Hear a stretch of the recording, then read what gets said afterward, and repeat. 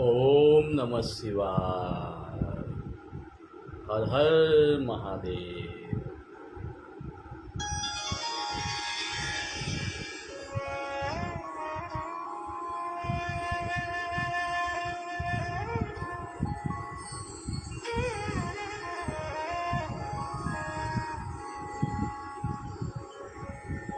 वक्रतुण्ड महाकाय सूर्यकोटि समप्रभा निर्विघ्नं कुरु मे देव सर्वकार्येषु सर्वदा।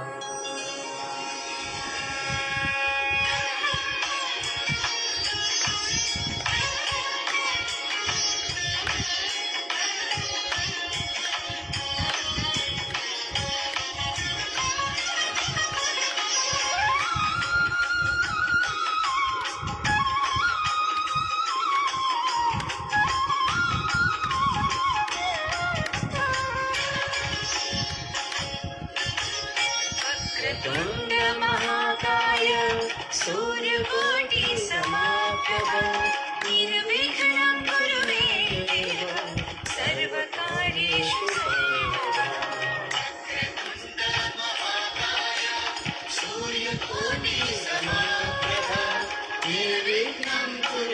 देव सर्वकार्येषु सर्वदा।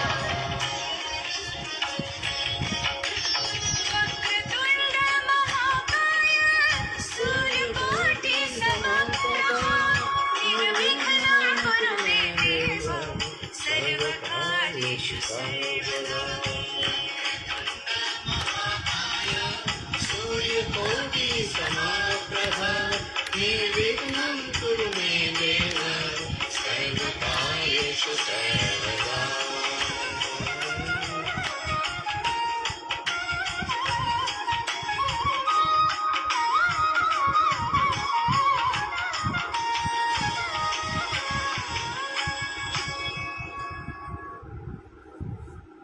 ओम नमः शिवाय। हर हर महादेव। મારી સાથે જોડાયેલા શિવ ભક્તો પણ એક વખત પોતાની જગ્યા ઉપરથી જ હર હર મહાદેવનો નાદ કરી દે। મિત્રો, શ્રાવણ માસમાં શિવમય બનીએ અને ભક્તિના એકાઉન્ટમાં ક્રેડિટ કરીએ। શ્રાવણ માસમાં શિવમય બનીએ અને ભક્તિના એકાઉન્ટમાં ક્રેડિટ કરીએ, અને તેમાં પણ આજે તો શ્રાવણ માસનો સોમવાર, શિવની મહિમાનો અનેરું જ્ઞાન ગાળવાનો દિવસ, અને આજે શિવમય બનવાનો આપણને અવસર મળ્યો છે। તે અવસરને આજે આપણે આગળ વધાવીએ છીએ।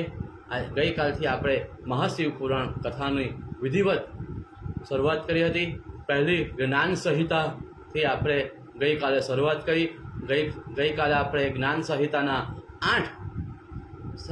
7 અધ્યાય વાંચ્યા હતા, અને આજથી આપણે 8મો અધ્યાય શરૂ કરવા જઈ રહ્યા છીએ। તો મિત્રો, ફરી એક વખત આપ જ્યાં બેઠા હોય ત્યાંથી હર હર મહાદેવનો નાદ કરો। શિવ વાલયમાં જાઓ આજે, અને શિવને પ્રણામ કરી પોતાની મનોકામના પૂર્ણ થાય, શિવની ભક્તિ પામો, એવા મારી આપને શુભકામનાઓ છે, શુભેચ્છાઓ છે। મિત્રો, આ શિવ પુરાણ વાંચતી વખતે કેટલીક વખત હું મારા મંતવ્યો પણ રજૂ કરું છું, મારા વિચારો પણ રજૂ કરું છું। જો આપ મારા મંતવ્યો સાથે સંમત થાવ, આપને મારા વિચારો ગમે, તે માં સરસ્વતીના આશીર્વાદ સમજજો, ભગવાન શિવની કૃપા સમજજો। પણ જો આપણને કોઈ મારા વિચાર નહીં ગમે, મારા કોઈ મંતવ્ય સાથે આપ સંમત નહીં થાવ, તો એ મારી કુબુદ્ધિ, મારી નાની બુદ્ધિનું પરિણામ હોઈ શકે। એ સમજીને મને માફ કરશો। અને આ જ ભાવના સાથે આપણે આજે જ્ઞાન સંહિતાનું આગળ વાંચન કરીશું। 8મો અધ્યાય। હે સોનાકી દેવ ઋષિઓ ઇત્યાદિ વાડ મંત્રથી ઇત્યાદિ મંત્રો વડે નીલરુદ્ર નામના મંત્ર શુભ એવા હિરણ્યમણ્યા ઇત્યાદિ શ્રી સૂક્ત રાત્રિ સૂક્તથી શુભ એવા અન્ના દિશું ઇત્યાદિ ચમક વડે ઓમકારથી અથર્વ વિશ્વથી ઇત્યાદિ વળી બીજી શાંતિથી મહારુદ્ર અરુણ જ્યેષ્ઠ તથા દેવત્વ નામના સામથી પુષ્પ તથા રંથતર નામના સામથી સહસ્ત્ર શીશા ઇત્યાદિ પુરુષ સૂક્ત વડે મૃત્યુંજય મંત્રથી અથવા તો પંચાક્ષર મંત્રથી સહસ્ત્ર જળધારા તથા 101 જળધારાઓ કરી વેદ માર્ગથી પૂજા કરી અથવા શિવ નમઃ એ નામના પંચાક્ષર મંત્રથી પૂજા કરી એ રીતે મંત્ર પુરુષર અભિષેક થયા પછી શિવજીને ચંદન અથવા પુષ્પ કરવા, ત્યાર પછી પ્રણવપ્રી કુંગી ફલ તાબુલાદી સમર્પણ કરવા, પછી શુદ્ધ સ્ફટિક સરખા શ્વેત નિર્મય નાર સહિત ચંદુષ ભુવનમાં કારણ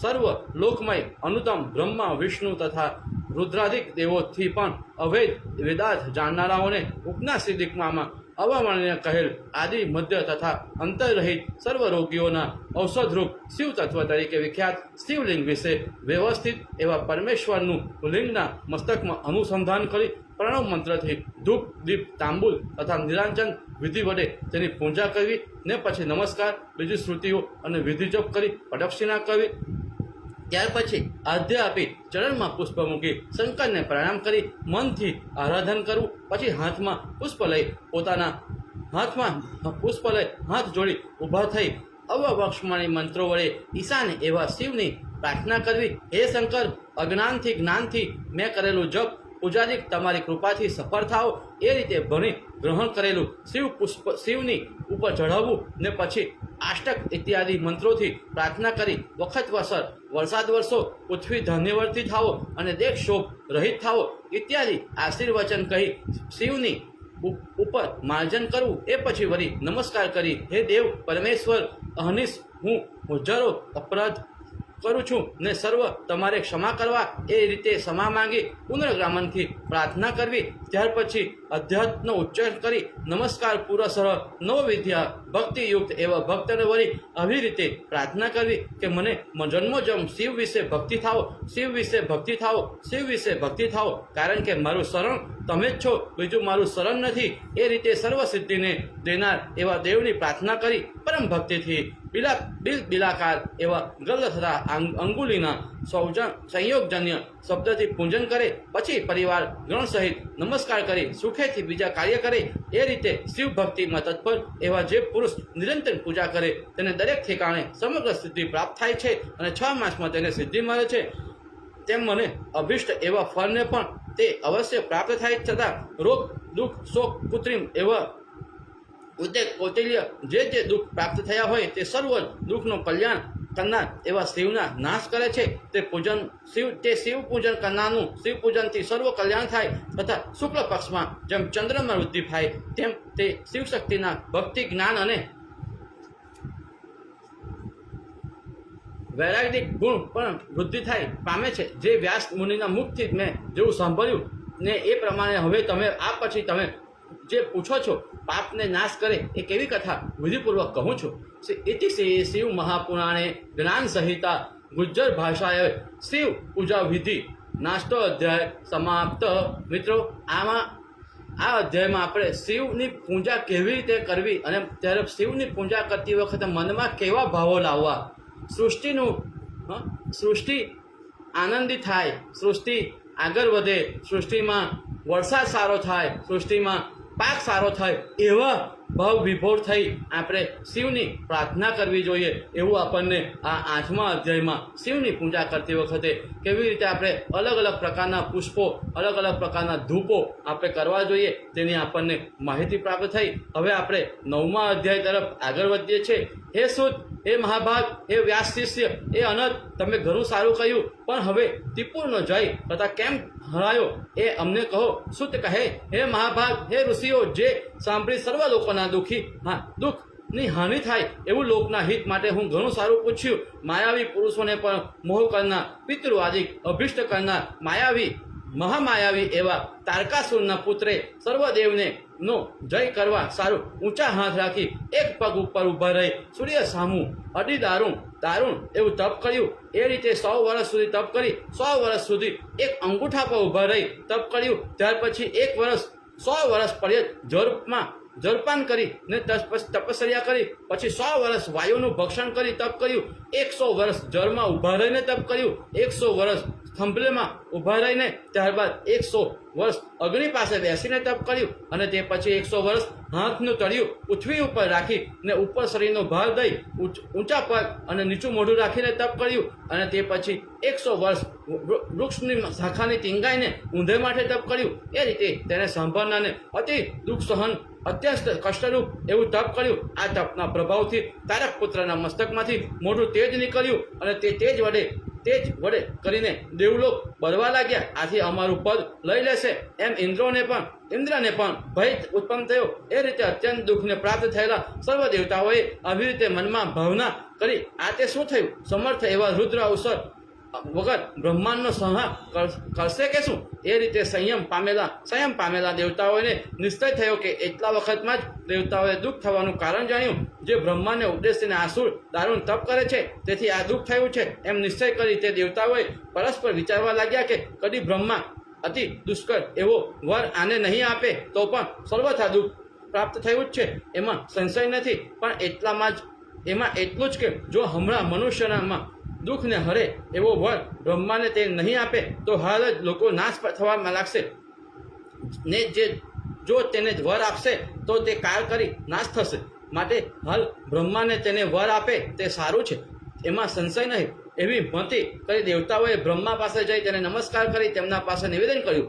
બ્રહ્મા દેવતાઓના વચનો સાંભળી સારી રીતે સર્વ નિશ્ચય કરી દેવતાઓના આજ્ઞા સાધક બ્રહ્મા હંસ ઉપર બેસી તેને વર આપવા માટે જ્યાં તારક દૈત્ય દારૂણ તપ કરતો હતો ત્યાં ગયા. ત્યાં જઈ બ્રહ્માએ તેને આવી રીતે વચન કહ્યું, ઈચ્છિત એવો વર તું માંગ, કેમ કે તે ઘોર તપ કર્યું છે માટે તને અદાય એવું કંઈ પણ નથી. એવા બ્રહ્માના વચન સાંભળી તારકાસુર નામનો મોટો અસુર બ્રહ્માને પ્રણામ કરી આવી રીતે અતિ દારૂણ એવો વર માંગવા લાગ્યો કે હે બ્રહ્મન, વરને આપનાર એવા તમે મને પસંદ થયા, માટે મારે હવે શું અસાધ્ય છે? તથાપિ હે દેવેશ, જો તમે જો પ્રસન્ન થયા હો અને મને જો વર આપવા માંગતા હો તો 2 વર મને આપો. હે બ્રહ્મન, તમારા નિર્માણ કરેલા લોકોમાં મારા સરખો કોઈ વરવાન નહીં થાય, અને શિવના વીર્યથી ઉત્પન્ન થયેલો તેનો પુત્ર સેનાપતિ થઈ મારી ઉપર સશસ્ત્ર નાખે ત્યારે મારું મરણ થાય.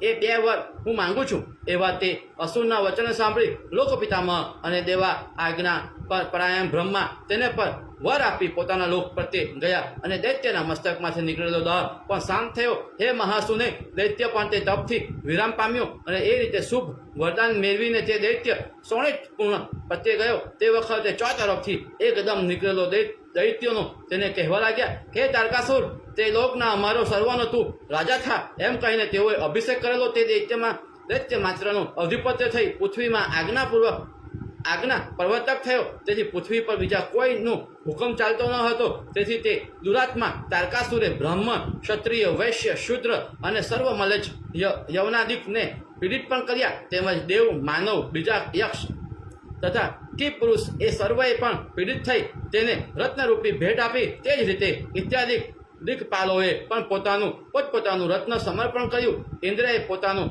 ઉચ્છેસ્વા અશ્વ તથા ધર્મ રત્નજડિત દંડ અર્પણ કર્યો. કુબેરે ગદા તથા નવનિધિ તેને દીધા. વરુણે શ્વેત સ્વ ઋષિઓને કામધેનુ જ્યાં જાણે શુભ વસ્તુ દીધી તે શુભ વસ્તુ તેને આપી. એ મુને સમુદ્ર રત્ન લઈ તે અર્પણ કર્યા. સૂર્ય પણ તેને દુઃખ ન થાય તેટલો તપે. ચંદ્ર સદા દ્રશ્ય રહે. વાયુ સર્વને અનુકૂળ રહે. હવ્ય નામનું દેવ્ય યોગ્ય અન્ન તથા કાવ્ય નામનું પિતૃયોગ અન્ન પણ બળવાન એવા તે અસુરે બળાત્કારથી ગ્રહણ કર્યું. એ રીતે સર્વ ત્રૈલોક્ય તારકાસુરથી આજ્ઞા પણ તત્પર થયું. તે દેવતાઓમાં સદા તેમના સેવામાં પ્રયાણ લેતા. ઋષિઓ પણ તેની આજ્ઞાનું પરિપાલન કરતા. બીજા યક્ષ અને કી પુરુષો પણ આજ્ઞા પાળતા હતા. આ તો ત્યાં મનુષ્ય તો કોણ માત્ર જ છે. જે મહામુને સર્વ દેવતાઓના બગીચા તથા સર્વ તીર્થ પણ તેણે પોતાના ઘર વિશે વસાવ્યા. તેથી તેનું કંઈ પણ લીધા વગર બાકી રહ્યું નહીં. એ રીતે અનેક વર્ષ ગયા ત્યારે પીડિત થયેલા સર્વ દેવતાઓ મળી બ્રહ્માને શરણે ગયા. ઇતિ શિવ પુરાણે જ્ઞાન સહિતા ગુજ્જર ભાષ્ય તારકોપાખસન દેવાગમન નામ 9મો અધ્યાય સમાપ્ત. મિત્રો, તમે આમાં જોયું કે તારકાસુર નામનો રાક્ષસ કેવી રીતે તપ કરે છે, અલગ અલગ પ્રકારના તપ કરે છે અને તપનું વરદાન પ્રાપ્ત કરે છે અને એ પૃથ્વી ઉપર પોતાનો કેવી રીતે એક રાજા તરીકે પોતાને પ્રસ્થાપિત કરે છે, દૈત્યોનો રાજા તરીકે, તે આપણને આમાં માહિતી થઈ. આપણે શિવ મહાપુરાણ કથામાં જ્ઞાન સંહિતામાં 9મો અધ્યાય અત્યારે વાંચ્યો. મિત્રો, આપ જ્યાં હોય ત્યાં આજે આપણો શ્રાવણ સોમવાર, જ્યાં હોવ ત્યાં આપ હાથ ઊંચા કરી 2 વખત 3 વખત આપને શક્ય બને તેટલી વખત ઓમ નમઃ શિવાયનો નાદ કરો. ઓમ નમઃ શિવાય, ઓમ નમઃ શિવાય, ઓમ નમઃ શિવાય. અને સાથે સાથે હર હર મહાદેવની કોમેન્ટ કરવાનું ભૂલશો નહીં. અને મહાદેવની કૃપાનો આપને સદાય મળતી રહે એવા મારે શુભ આશીષ આપની સાથે છે, શુભેચ્છાઓ મારી આપની સાથે છે. હવે આપણે જ્ઞાન સંહિતામાં આગળ વધીશું. એ ઋષિઓ, તમે સર્વ દેવતાઓ, જગતના પ્રભુ એવા બ્રહ્મા પાસે જઈ તેને નમસ્કાર કરી નમ્ર થઈ બેઠા. તે વખતે ખેદયુક્ત દેવતાઓને જોઈ પિતામહ બ્રહ્માએ તેમને કહ્યું કે તમે કંઈ અહીં કેમ પધાર્યા? તમારે શું દુઃખ છે તે કહો. તે દુઃખ જો સાધ્ય હશે તો હું તેનો નાશ કરીશ. એવા બ્રહ્માના વચન સાંભળી હે ઋષિઓ, અનુચય સહિત સર્વ દેવતાઓએ બ્રહ્મા પતે આ રીતે વચન કહ્યા. એમને જે દુઃખ પ્રાપ્ત થયું હતું તે કંઈ અપમાનથી આપનાથી અજાણ્યું નથી. હે પરમેશ્વર, તારકાસુરની જે દુઃખ પ્રાપ્ત થયું છે તેનો તમે નાશ કરો. તે માટે અમે સર્વ તમારી પાસે આવ્યા છે. અમે દેવતાઓના વચન સાંભળી બ્રહ્માએ તેઓને કહેવા લાગ્યા કે મારાથી વૃદ્ધિ પામેલો અસુર મારી શકાય નહીં. તથાપિ તે તારકાસુરના વધનો ઉપાય તમને બતાવું તો સાંભળો. શિવના વીર્યમાંથી ઉત્પન્ન થયેલો પુત્ર એને હણશે, પણ તે થવું દુર્લભ છે. છતાં હે દેવતાઓ, નિરંતર વિચાર કરતા મને લાગે છે કે તે પ્રમાણે જો થાય તો તમારું કાર્ય થાય. તે માટે હે દેવતાઓ, નિરંતર હું કહું છું તે સાંભળો. હિમવાન પર્વતના શિખર ઉપર શંભુ નિરંતર તપસ્યા કરે છે. ત્યાં રહેલી પિતાએ આજ્ઞા કરેલી પાર્વતી નાંદના વચનથી સખીઓ સહિત મહાદેવજી પાસે જઈ તેની સેવા કરે છે. માટે શિવ પાર્વતીનો સંયોગ કરી તે વિશે વીર્યનું સમર્પણ કરે તો તમારું કાર્ય થાય. તે સિવાય થવાનું નથી. તેમજ તમારું સામર્થ્ય ધારવા ગંગાધર એવા રુદ્ર સમર્થ છે. તે વિના બીજો મારો પુત્ર સમર્થ નથી. તેમજ શિવજીનું વીર્ય ગ્રહણ કરવા શ્રેષ્ઠ એવી પાર્વતી સમર્થ છે. તે વિના બીજી સ્ત્રી નથી. માટે તેવો ઉપાય કરો કે તો તમારું કાર્ય સિદ્ધિ થશે. એવા બ્રહ્માના વચન સાંભળી તેને નમસ્કાર કરી સર્વ દેવતાઓ પરસ્પર વિચાર કરી ઇન્દ્ર પાસે જઈ તેને કહેવા લાગ્યા, હે ઇન્દ્ર, જેમ શિવની પાર્વતી વિશે ઈચ્છા ઉત્પન્ન થાય તેમ તમારે કરવું. એ રીતે બ્રહ્માનું કહેવું અને સર્વ ઇન્દ્ર પાસે જઈ નિવેદન કરી હર્ષયુક્ત એવા તે મુનિઓ તથા દેવતાઓ પોતપોતાને સ્થાને ગયા. તે દેવતાઓ ગયા પછી દેવતાઓના રાજા ઇન્દ્રએ મકરધ્વજ કામદેવને યાદ કર્યો કે તરત જ તે વખતે સમર્થ એવા કામ રતિ સહિત આવીને ઊભો રહ્યો. પછી ઇન્દ્રને હાથ જોડી પ્રણામ કરી કહેવા લાગ્યો, હા શા હેતુ મારું સ્મરણ કર્યું તે તમે કહો. કેમ કે હે દેવેશ, તે કાર્ય કરવા હું આવ્યો છું. ઇન્દ્ર પણ મહાત્મા કામદેવના વચન સાંભળી આમ કહેવું તને યોગ્ય છે એવી રીતે સ્તુતિ કરીને આવી રીતે કહેવા લાગ્યા. કેમ કે હે મકરધ્વજ, ઉપસ્થિત થયેલું કાર્ય કરવા તું ઉદ્યુક્ત થયો છે. માટે તને ધન્ય છે અને તે પણ તે ઘણું સારું કર્યું. માટે અનહદ મારું જે કાર્ય કરે તે સારું જ છે એમ તારે જાણવું. મારે મિત્ર છે, મારો કોઈ તારા સરખા નથી. જે મારા જય માટે દેવે ઉત્પન્ન વજ નિર્માણ કર્યું તે પૂર્વે બીજા શસ્ત્ર રૂપે દેવે તને નિર્માણ કર્યું. તે બંનેમાં વજ હિંસાત્મક શસ્ત્રો છે અને તું સુખકર શસ્ત્ર છે. એ રીતે હે કામદેવ, સર્વ શસ્ત્રમાં તું શ્રેષ્ઠ શસ્ત્ર છે. તેમજ વજ્ર કદી તો વખતે નિષ્ફળ થાય નહીં, પરંતુ ક્યારેક નિષ્ફળ થાય નહીં. તેમ તેનાથી હિત થાય તેના કરતાં બીજો મિત્ર કોણ? માટે મિત્રના શ્રેષ્ઠ એવો તું મારું કાર્ય કરવા યોગ્ય છે. મને ઘણા કાળ થયા અસાધ્ય એવું દુઃખ ઉત્પન્ન થયું છે. તેને દૂર કરવા તરફ વિના બીજો કોઈ સંમત નહીં. દાતાની પરીક્ષા દુર્ભિત વખતે મનુષ્યના જાણવા એવા શૂરની સંગ્રામ, મિત્રોની આપત્તિ સમયે, સ્ત્રીઓની ઘરના નાશ સમયે, પુલિનની વિપત્તિ વખતે, સ્નેહની પરોક્ષ તથા સત્યની સંકટ પ્રાપ્ત થાય, પરીક્ષા થાય. તે માટે હે મિત્ર, તારી પરીક્ષાના આ વખતે થશે. આ કાર્ય કેવળ મારું નથી, તારું પણ છે. કેમ કે કાર્ય કરવા સર્વ દેવોને સુખ કરનાર છે. માટે એવું શુભ કાર્ય તારે કરવું એવા ઇન્દ્રના વચન સાંભળી મકરધ્વજ કામ હર્ષથી કંઠ ઉધરાય તે રીતે હાસ્યપૂર્વક પ્રેમ ગંભીર વાક્ય કહેવા લાગ્યો કે હે દેવ, આટલું બધું શું કરવા કહો છો? સ્વામ, આપણામાં કઈ ભેદ નથી. જગતમાં ઉપકાર કરનાર પુરુષ ક્વચિત દેખાય ને મોઢાથી બહુ બોલે તે શું કાર્ય કરે? તો પણ હે મહારાજ, હું કહું તે સાંભળો. મુક્તિ માર્ગને પ્રાપ્ત થયેલા તમારા શત્રુને પણ હું પાડું. તેમ તમારું પદ ગ્રહણ કરવા માટે જે દારૂણ તપ કરતા હોય તેને પણ સ્ત્રીના કટાક્ષ કરી ક્ષણ માત્રમાં પાડું. હે દેવોત્તમ, ઋષિ તથા દાનવો પણ તેને પણ મોઢ મારું પાડું ત્યારે માણસને પાડે તેમાં શું આશ્ચર્ય? હે પ્રભુ, વજ્ર પણ દૂર રહો, તેમજ અનેક શસ્ત્ર પણ દૂર રહો. મિત્રો એવા હું જીવત બેઠો તેઓ શું તમારા કાર્યને હાનિ કરશે? બીજાઓની તો મને ગણના નથી, પણ કદી હર હોય તે પણ પાડું. એવા તેવા વચન સાંભળી હર્ષને પ્રાપ્ત થયેલા ઇન્દ્ર સ્ત્રીને સુખ આપનાર એવા કામને સ્નેહથી કહેવા લાગ્યા, હે કામ, જે કાર્ય કરવા મનમાં ને ધાર્યું હતું તે કહ્યું. માટે હે કામ, જે કારણે તારું સ્મરણ કર્યું છે તે કહું છું, તું સાંભળ. તારકાસુર નામનો મોટો દૈત્ય બ્રહ્માથી ઉત્તમ વરને પામી અનેક લોકને પીડે છે, તેમજ સર્વ દેવતાઓને તથા નિર્મળ એવા ઋષિઓ પર દુઃખિત થાય છે. હે વિભો, દેવતાઓના આયુધ પણ નિષ્ફળ થાય છે અને તે રીતે તેનું મરણ પણ ક્યારે થાય તેમ નથી. એ દુરાત્માનું મરણ શંભુના વીર્યથી કહેલું છે. એ કાર્ય તારાથી બને એમ છે. માટે જેથી દેવતાઓને પણ પરમ સુખ પ્રાપ્ત થાય અને મારું પણ હિત થાય એવું તે કાર્ય કરવાને આ વખતે તું કરવા યોગ્ય છે. ભગવાન મહાદેવ ગિરિરાજ હિમવાન પર્વત પર પરમ દિવ્ય એવું તપ કરે, તેની સાથે સખી સંયુક્ત એવી પાર્વતી પિતાની આજ્ઞાથી સેવા માટે જાય છે એમ સાંભળ્યું છે.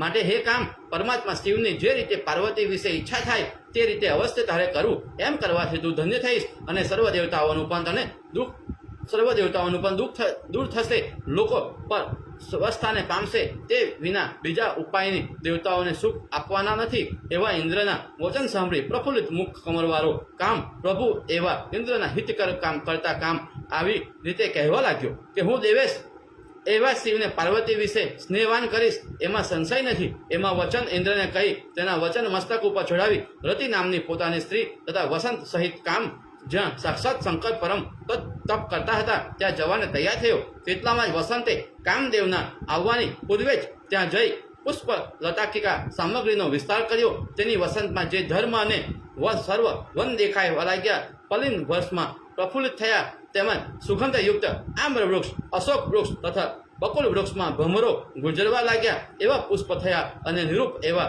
તિલક વૃક્ષ ઉપર મનોહર શબ્દ તથા ભ્રમરો ગુજરવા કરે એવા પુષ્પ થયા અને નિરૂપમ એવા તિલક વૃક્ષ ઉપર મનોહર શબ્દ તથા ભ્રમરો ગુજરવા થતા તે કૃતિકાઓને પેથે ચંદ્રના વિશદ કિરણ રતિ યોગ્ય સમયમાં માની ઋષિઓને કામાગ્નિ ઉત્પન્ન કરી તેમની સ્ત્રીમાં ઈચ્છા કરાવતો હતો.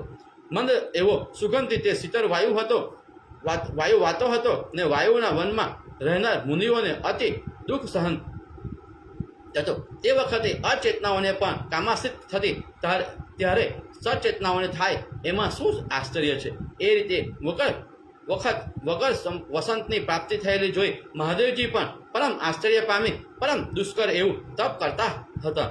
એ રીતે વસંત ઋતુનો અત્યંત ફેલાવો જોઈ રતિ સંયુક્ત કામદેવ આમ્ર વૃક્ષરૂપી બાણને ચડાવી વિષય ઉપર પાછળ ઊભો રહ્યો. એ રીતે રતિ સહિત ઉભેલા કામને જોઈ કોઈ પણ મોહિત થાય નહીં. એટલામાં પુષ્પ અને આભરણની ભૂષિત સખીયુક્ત દેવી પાર્વતીની ત્યાં તપસ્વી એવા શંકર બિરાજમાન હતા. ત્યાં અનેક પુષ્પો લઈ પૂજા કરવા આવ્યા. પૃથ્વી પર જેટલું વિવિધ પ્રકારનું સૌંદર્ય પાર્વતીમાં રહ્યું હતું તે વળી તે વખત ઋતુથી ઉત્પન્ન થયેલા પુષ્પો તેને ધારણ કર્યા. તેથી તેનું સૌંદર્ય 100 વર્ષ પણ વર્ણન ન કરાય તેવું થયું. એવી રીતે પાર્વતી જ્યારે શિવની સમીપે ગયા ત્યારે કામદેવ પાર્વતીના શિવની આસક્તિ થતા માટે ધનુષ્ય ખેંચ્યું. તે ધનુષ્ય તેના હાથમાંથી બાજુમાં પડી ગયું. તેટલામાં કમળ સરખા નેત્રવાળા પાર્વતીને શંભુને જોયા. પછી નમસ્કાર કરી તેમની પૂજા કરીને પાસે ઊભા. તે વખતે સુંદર અવયવોને દેખાતા એવા પાર્વતીને જોઈ સમજ એવા શિવ પણ તેના સુંદર અંગનું વર્ણન કરવા લાગ્યા. આ શું મુખ છે કે ચંદ્ર?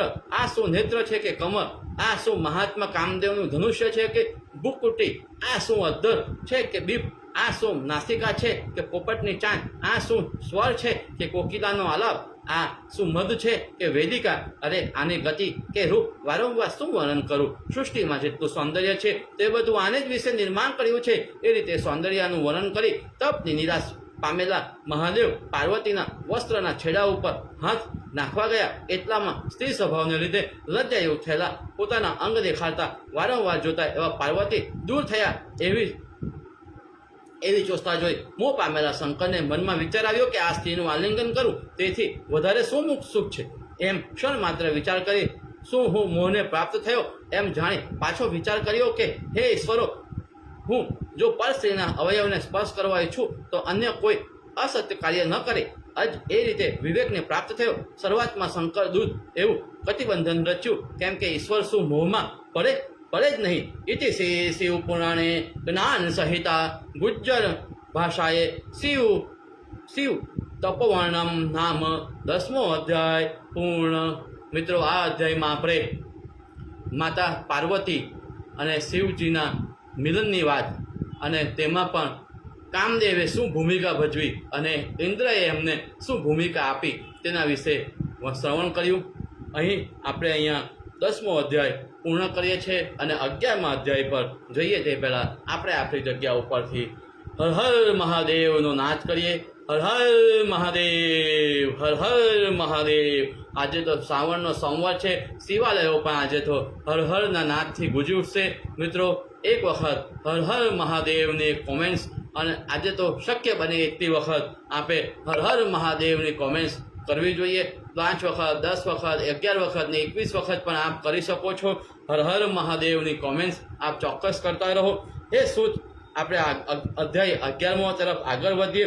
હે સૂત, હે મહાભાગ, ત્યાર પછી શું થયું? તેમની પાપને તારે એવી કથા અમને કહો. સૂત, હે શ્રેષ્ઠ ઋષિઓ, તે પછી જે થયું તે હું કહું છું તે સાંભળો.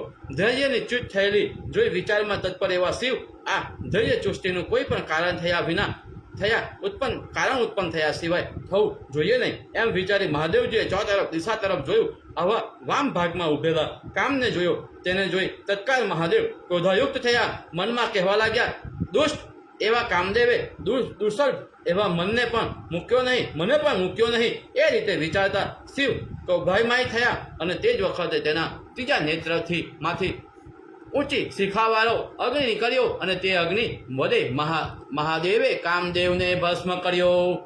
હે પ્રભુ, હે શિવ, તમે કામ કરનારાઓને અપરાધ ક્ષમા કરજો. એ રીતે દેવતાઓમાં વાણી જેટલા પ્રગટ થયા તે પહેલાં જ મકરધ્વજ કામદેવ હણાયો. તેથી દેવતાઓ દુઃખ પામ્યા અને શિવજી પણ તત્કાળ આશ્રમને છોડી દઈ બીજે સ્થળે ગયા. તે વખતે ઉતાવળ પગલે ગિરિજા પુત્રી પાર્વતી પણ પુષ્પ તથા અભ્યાણાદિક ગ્રહણ કરી સખી સહિત પોતાના મંદિર પ્રત્યે ગયા.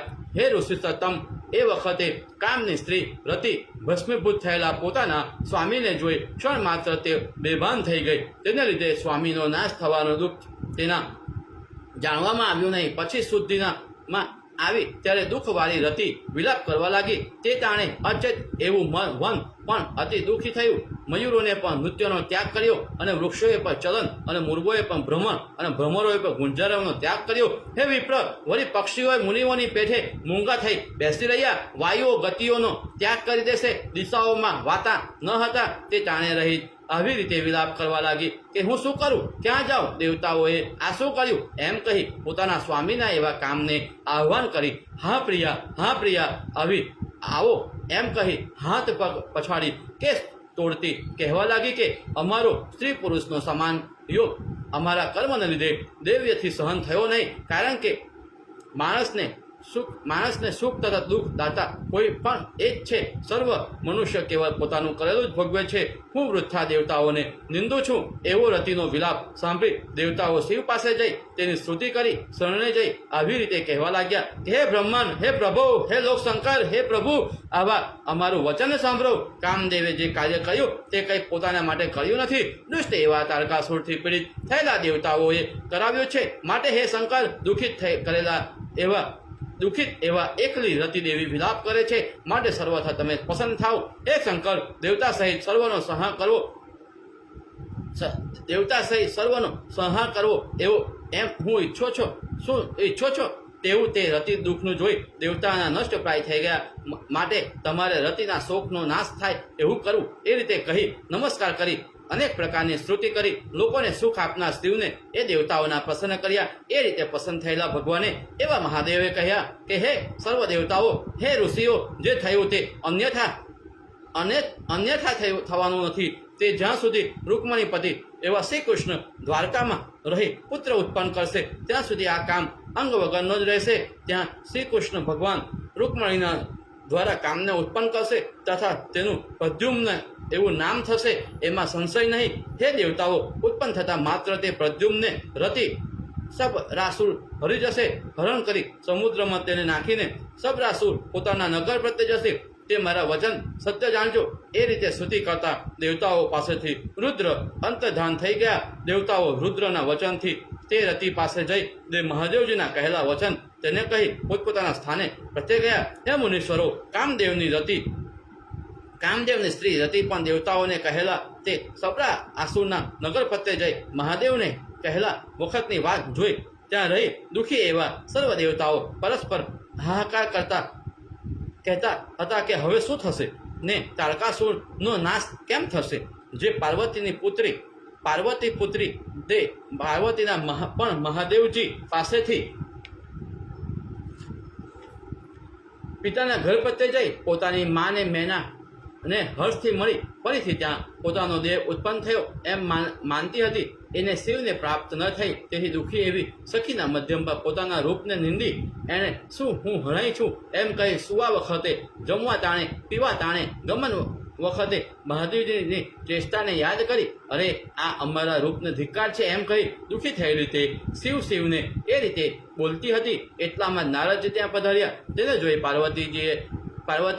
પાર્વતીએ પૂજા કરી આસન આપ્યું. તે આસન ઉપર સુખેથી બિરાજમાન થયેલા નારદને પાર્વતીએ પૂછ્યું કે શિવની પ્રાપ્તિ કેમ થાય. એવા પાર્વતીના વચન સાંભળી નારદજીએ આવી રીતે પાર્વતીને કહ્યું હે દેવી, એવા મહાદેવ તપ વડે સાધ્ય છે. તે વિના બહાદિક દેવતાઓને પણ પ્રાપ્ત થતા નથી. ભગવાનને પ્રિય એવા નારદ પાર્વતીને એવી રીતે વચન કહી નારાયણ નારાયણ એ રીતે હરિના નામ જપતા ત્યાંથી પધાર્યા. ઇતિ શ્રી શિવ પુરાણે જ્ઞાન સહિતાયમ ગુજ્જર ભાષાયમ પાર્વતી પરાવર્તન નામો 100 અધ્યાય સમાપ્ત. કામદેવનું કેવી રીતે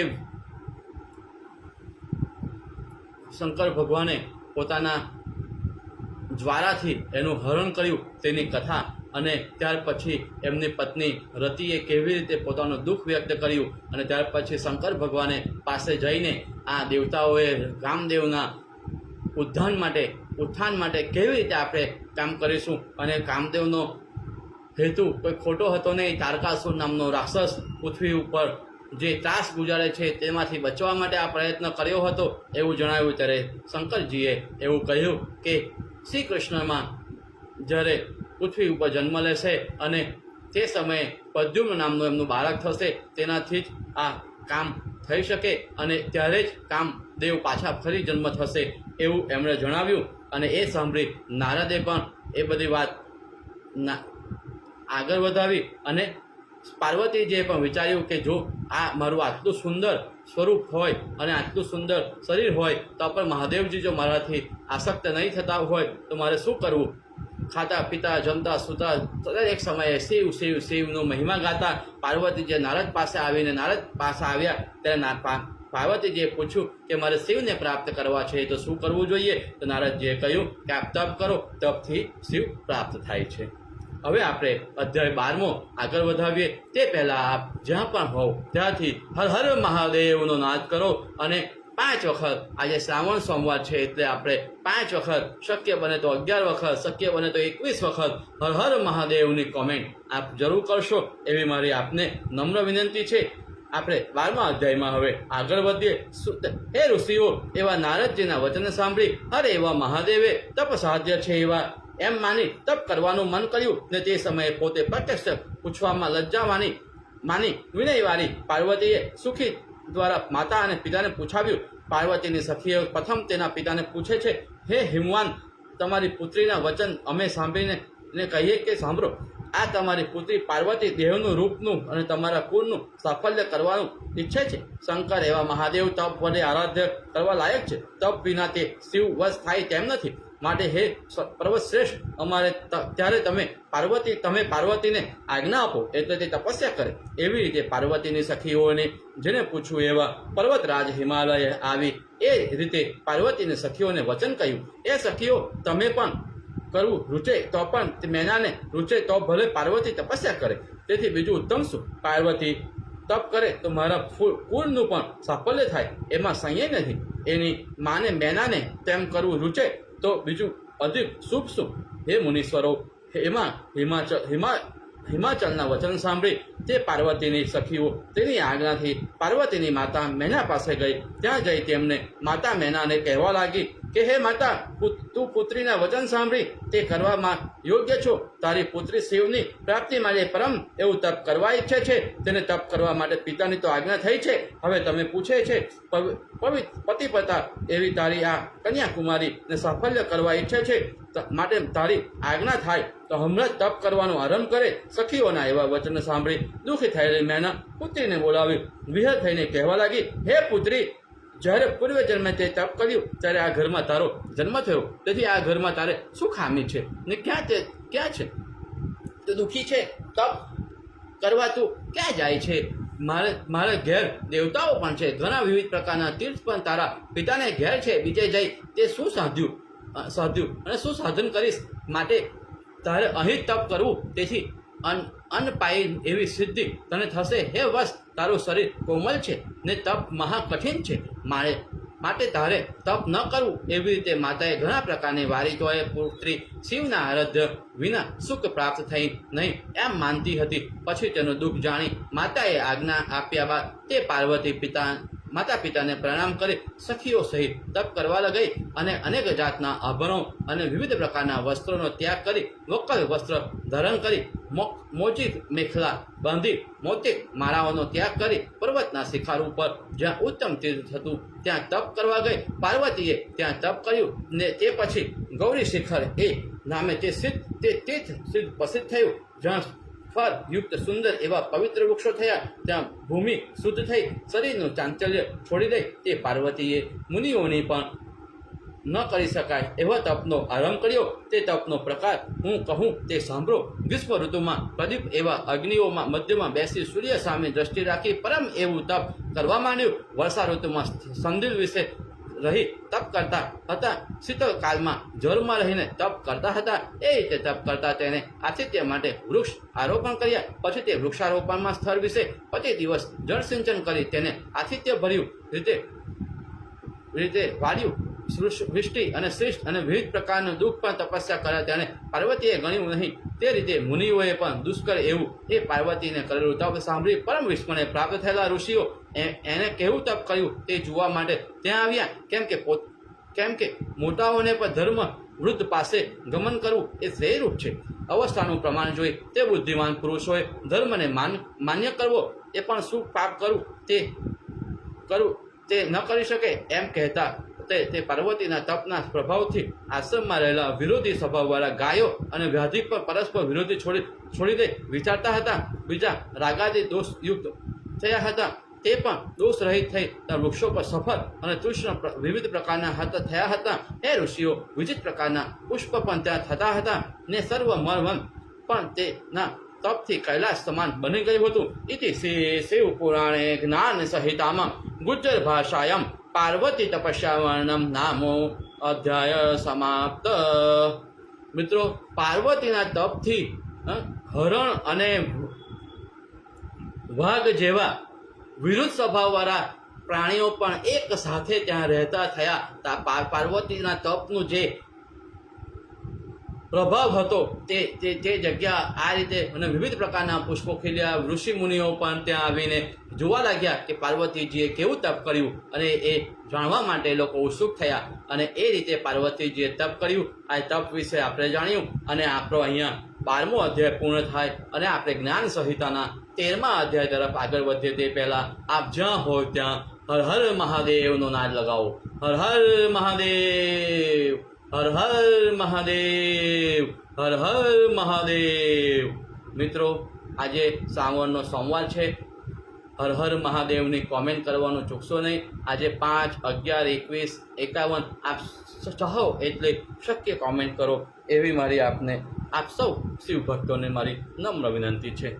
સુત એ સૌનક આદિ બ્રાહ્મણો એ સમયે નારાદિક ઋષિઓ તથા દેવતાઓ પાર્વતીનું તપ જોઈ પ્રભાવિત થયા. પછી દેવતાઓ તથા ઋષિઓએ જ્યાં વૃક્ષ ધ્વજ એવા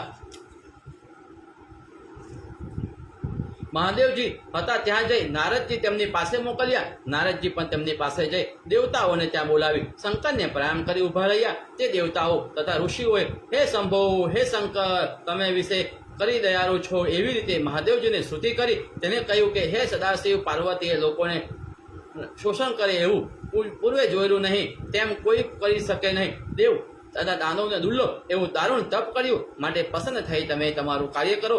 નારાદી ઋષિઓએ એવી રીતે કર્યું તે સાંભળી મહાદેવજી તેઓને કહેવા લાગ્યા કે દેવતાઓને પણ દુર્લભ એવો હું પાર્વતીએ કરેલા ભક્તિયુક્ત દુષ્કર તપ વડે તેને વશ થયો છું, માટે તેના વચન પ્રમાણે તમારું પ્રિય હું કરીશ.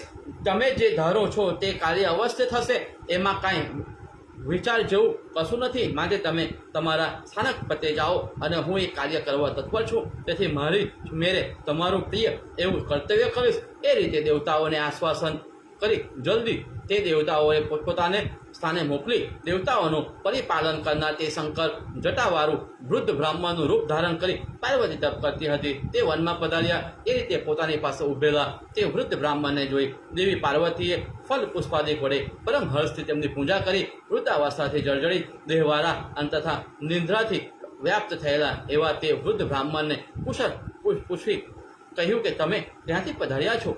એવો પાર્વતીનો પ્રશ્ન સાંભળી પોતાનું વૃત્તાંત તેની આગળ કહી કપટ વડે પોતાનું નિત્ય જ્ઞાનિક ઉત્તમ રૂપ ગુપ્ત રાખવા તે મહાદેવે પોતાની વિશે પૂછવા લાગ્યા કે હે દેવી, આ સ્થાને જલ અને પદાર્થ નિરંતર પરિપૂર્ણ છે, તેથી યથાશક્તિ તું તપ કરે છે. પણ હે દેવી, આ નવી આસ્થામાં ઉત્તમ એવું તપ કર્યું, માટે હું કંઈ પૂછું તેનું પ્રત્યુત્તર તારે આપો. તમે કહે દેવી, તે સારી રીતે પૂજા કરી તેની આપણે પરસ્પર મૈત્રી થઈ, માટે હે કલ્યાણી દેવી, તારું રહસ્ય જે હોય તે મને કહે. તું શું વાત માંગવા ઈચ્છે છે તેને હું તને પૂછું છું. હે દેવી, તપનું જે સર્વ ફળ છે તે તારા અંગોમાં દેખાય છે, માટે જો વર માટે તપ કરતી હોય તો લોકોમાં જે રત્ન છે તે પોતે ગ્રહણ કરી સ્વીકાર્યું છે એવું તારું સૌંદર્ય અનેક આભરણોમાં ત્યાગ કરી ચર્માદિ ધારણ કરી તે કાર્ય તપસ્યા વૃથા કહ્યું. પણ તે ચર્માદિ સર્વ ધારણ કરવાનું જે કારણ હોય તે કહે. એટલે તે સાંભળી હું હર્ષ પામું. એ રીતે વૃદ્ધ બ્રાહ્મણે પૂછેલી સુંદર વર્તવાળી સખીને પ્રેરણા કરતી પાર્વતીએ તે સખીના મુખેથી તે સર્વ વૃત્તાંત તે બ્રાહ્મણને સંભળાવ્યું. ઇતશ્રી શિવ પુરાણે જ્ઞાન સહિતાયામ ગુજ્જર ભાષાયામ પાર્વતી પરણોપ નામ અત્યંત 13મો અધ્યાય સમાપ્ત.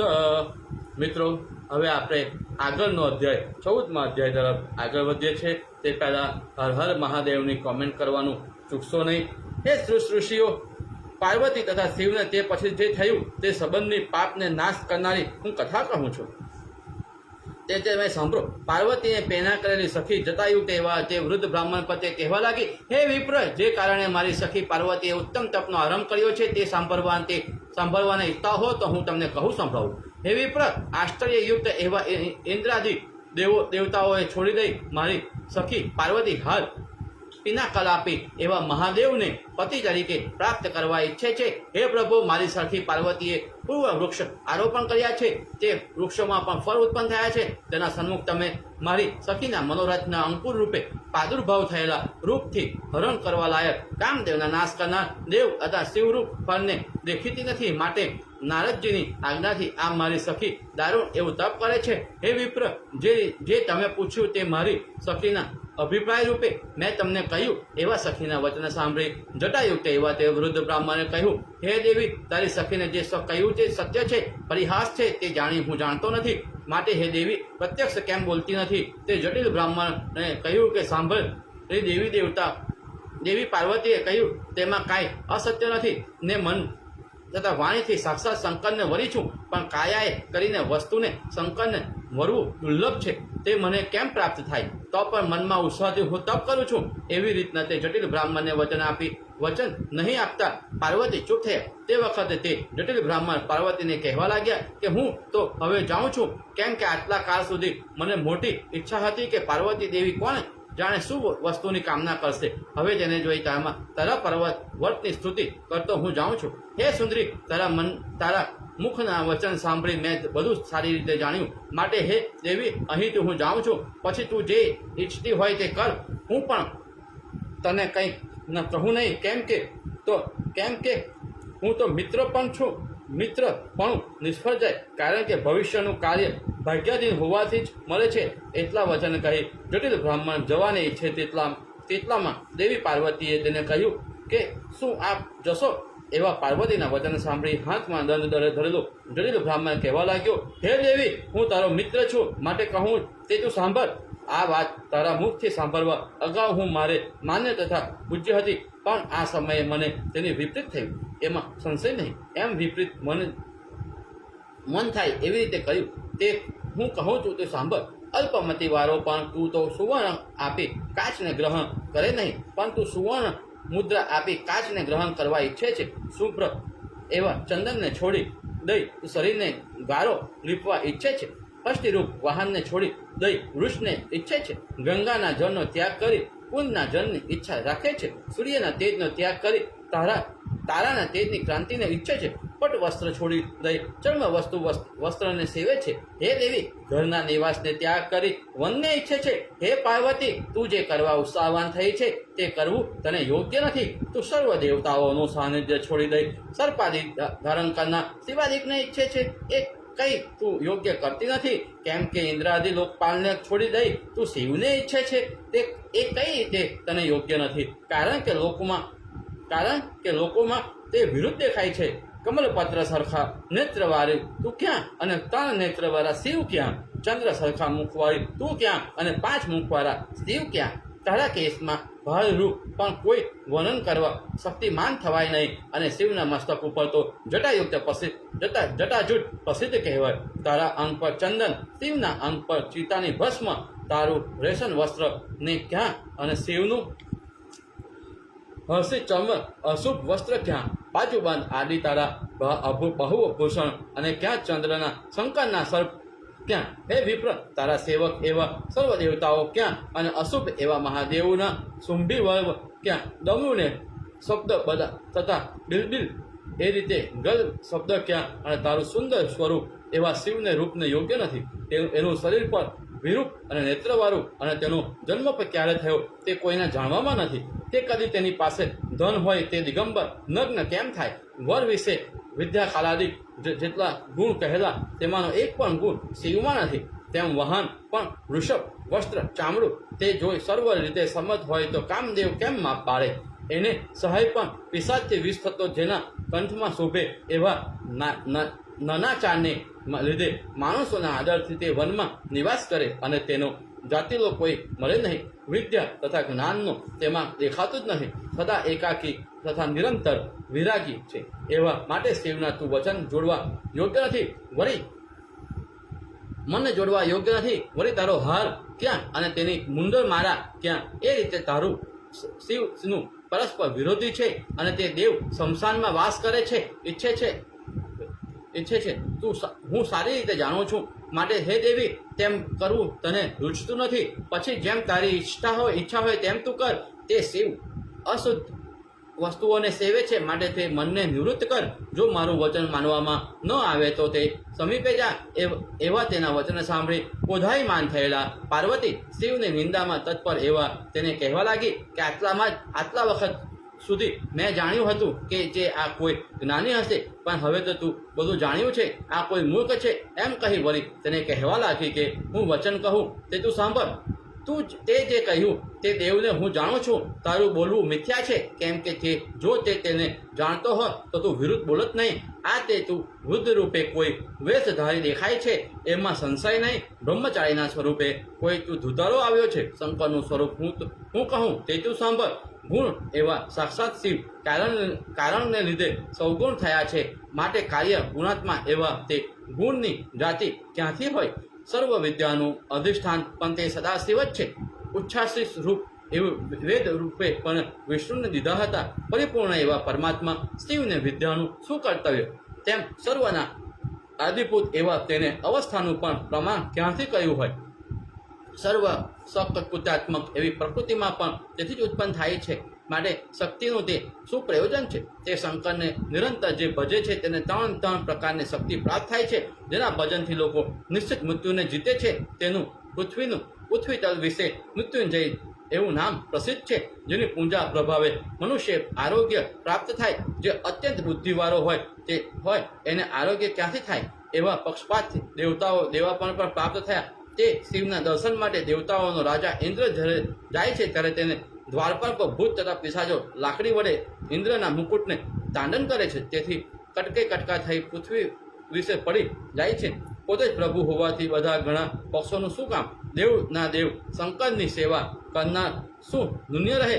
અને પણ કંઈ પણ નુન્ય નહીં રહે એવા દેવના દેવ એવા તેને શું નુન્ય? એવા સદાશિવ એવા ને મને ઈચ્છે અને 7 જન્મ સુધી દરિદ્ર મનુષ્ય પણ જો શંકરને સર્વે તો લોકોમાં દુર્લભ એવી લક્ષ્મી તેને અનાયાસે પ્રાપ્ત થાય. જે સદાશિવની આગળ પ્રતિ દિવસ 8 સિદ્ધિઓ નીચું જોઈ નૃત્ય કરે તેને લક્ષ્મી દુર્લભ કેમ ના કહેવાય? શંકર જો કે સદા મંગલરૂપ નામના જેના મુખમાં નિરંતર કહે છે તેના દર્શનથી પણ બીજા નિરંતર પવિત્ર થાય છે. તે નિશ્ચિત બ્રહ્મા ચિત્તની ભસ્મ અપવિત્ર જ છે એમ કહ્યું. પણ તે નૃત્ય માટે તો દેવતાઓને પણ ભસ્મ પોતાના મસ્તક ઉપર ધારણ કરે છે. જે જગતના આદિ, જગતના ઈશ્વર તથા જગતના સંહાર કરતા છે. બ્રહ્મા રૂપ ને પરમાત્માનું શુભ રૂપ કોઈના જાણવામાં આવતું નથી. તેમાં પણ દુરાચારી પાપી વેદથી બહાર થયેલા તારક એવા બહિર્સુખને શિવ તત્વને કેમ જાણે? અર્થાત જાણે કે નહીં? નિર્ગુણ એવા શિવ તત્વને તારા જેવા તો જાણે જ નહીં. માટે જે પુરુષ તત્વને જાણ્યા વગર શિવની નિંદા કરે તેનું જન્મ સંચય કરેલું સર્વ ગુણ ભસ્મ થઈ જાય છે. એવા અમિત તેજવાળા હરની તે નિંદા કરી તારી પૂજા મેં કરી. તેથી હું પણ પાપી થઈ છું. કેમ કે શિવના દેશને જોઈને તો સચેલ સ્નાન કરવું જોઈએ. એ ઋષ તે કહ્યું કે જે મહેશ્વરને હું જાણું છું પણ નિશ્ચિત સનાતન શિવને તે જાણ્યા નથી. તે શિવ ગમે તેવા હોય પણ તે મને તો અત્યંત પ્રિય છે. વળી જટિલ બ્રાહ્મણ બોલવા તૈયાર થયો તેટલામાં દેવી ગિરિજાએ પોતાની સખીઓને કહ્યું કે દુષ્ટ મનવાળા આને તું અટકાવ, નહીં તો વળી શિવની નિંદા કરશે. શિવની નિંદા કરનારને કેવળ પોતાને પાપે જ નથી ભોગવતો પણ નિંદાને પણ સાંભળે છે. તે પણ પાપયુક્ત થાય છે. આ દુષ્ટ વળી શિવની નિંદા કરશે. માટે આ સ્થળને છોડી દઈ જલ્દી આપણે બીજા સ્થળે જઈએ. એમ કહી પાર્વતીએ બીજે જવા માટે પોતાના પગના જ્યાં ઉપાડ્યા તેટલામાં સાક્ષાત શિવપ્રિયા પાર્વતીના સન્મુખ પ્રત્યે પ્રક્ષિપ્ત થયા. તે પાર્વતી જે રીતનું પોતાનું સ્વરૂપ ધ્યાન કરતી હતી તે જ રૂપનું પોતાનું સ્વરૂપ ગુણ કરી તેને રૂપ દેખાડી લજ્જાથી નીચે જોતી એવી પાર્વતી પ્રત્યે પોતે કહેવા લાગ્યા કે મને છોડી દઈ તું હવે ક્યાં જશે? હવે તારે તો તું ત્યાં જ નથી. હું તારી ઉપર પસંદ થયો છે. માટે તું વર માંગ, તને ન દેવાય એવું કંઈ પણ નથી. તે જે તું યાચના કરે તેનું હું તને આપું. આજથી હું તારે વશ થયો છું. કરેલા પ્રેમયુક્ત તપથી હું તારો દાસ છું. અને તારું સૌંદર્ય જોઈ તારા વિના ક્ષણ પણ મને યુગ સરખો લાગે છે. લજ્જા છોડી દે, આવ આપણે મારા ઘર પ્રત્યે જઈએ. એવા દેવ મહાદેવના વચન સાંભળી પૂર્વનું જે દુઃખ હતું તે પાર્વતીએ ત્યાગ કર્યું ને તપથી જે મોટું દુઃખ થતું હતું તે પણ જતું રહ્યું. ફળ મળ્યું એટલે પૂર્વે થયેલો શ્રમ પર નાશ થયો. ઇતિ શિવ પુરાણે જ્ઞાન સહિતામાં ગુજ્જર ભાષા પાર્વતી વરદાન પદામ નામનો 4th અધ્યાય સમાપ્ત. મિત્રો, પાર્વતીની કલ્પના અને રુદ્ર સાધુની જે કલ્પના હતી તેમાં બંનેમાં કેટલી બધી ભિન્નતા હતી શિવ અંગે તે આપણે અહીંયા સાંભળ્યું. તેમ છતાં પાર્વતીજી જેમને પતિ તરીકે પામવા માટે વ્રત કરતા હતા તેવા પાર્વતીજીએ પોતાના મનમાં રહેલા શિવ વિશે જે કલ્પના હતી તે રજૂ કરી અને છેવટે તેમણે શિવને ખુશ કર્યા અને શિવને તપ વડે પ્રાપ્ત કર્યા. અને શિવજીએ પણ એમને પોતાના સ્વરૂપમાં દર્શન આપ્યા. આપ પણ શિવજીને પોતાના અંતઃકરણથી પામો, પોતાના અંતઃકરણથી દર્શનનો લાભ લો. એવા જ શુભ આશય સાથે હર હર મહાદેવનો નાદ કરીએ. આપ જ્યાં હોવ ત્યાંથી એક વખત હર હર મહાદેવનો નાદ કરો અને હર હર મહાદેવની કોમેન્ટ કરવાનું ચૂકશો નહીં. અને આજે તો શ્રાવણનો સોમવાર છે. 5 વખત, 11 વખત, 21 વખત આપ હર હર મહાદેવનો નાદ કરો, હર હર મહાદેવની કોમેન્ટ કરો. એ જ આશય સાથે આપણે આગળનો અધ્યાય 15મો અધ્યાય જ્ઞાન સંહિતાનો 15મો અધ્યાય આગળ વધે છે. ઋષિઓ, એ વ્યાસ શિષ્ય, એ મહાભાગ, ત્યાર પછી જે થયું હોય તે સર્વ લોકોના મનને તારે એવી કથા તમે અમને કહો. સુત કહે, હે મુનિઓ, પરમાત્મા એવા હરણના વચન સાંભળી પાર્વતીએ જે તે કહ્યું તે કથા સારી રીતે હર્ષથી હું કહું તે તમે સાંભળો.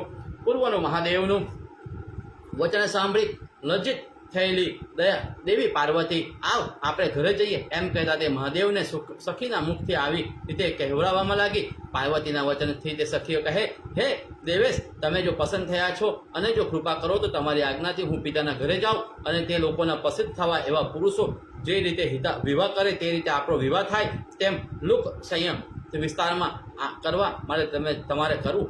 એમ કરી હે મહાદેવ, મારા પિતાના સર્વ ગૃહાશ્રમ સફળ કરો. હે શિવ, જરૂર એ રીતે લોકોના વિવાહિત રીતે જે પ્રમાણે તમારે કરવું, જેથી મારો પિતા હિમવાન